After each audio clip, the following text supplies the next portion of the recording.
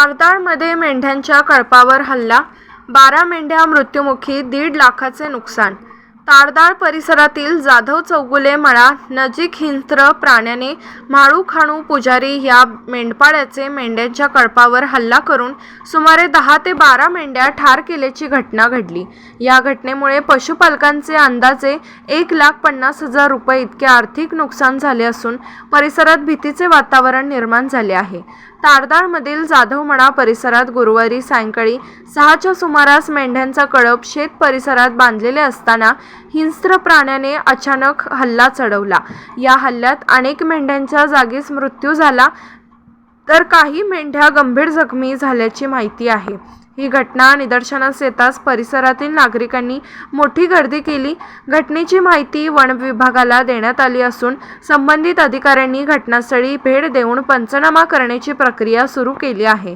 दरम्यान पशुपालकांनी झालेल्या नुकसानाची तातडीने भरपाई देण्याची तसेच परिसरात वन विभागाने गस्त वाढवून हिंस्त्र प्राण्याचा बंदोबस्त करावा अशी मागणी केली आहे।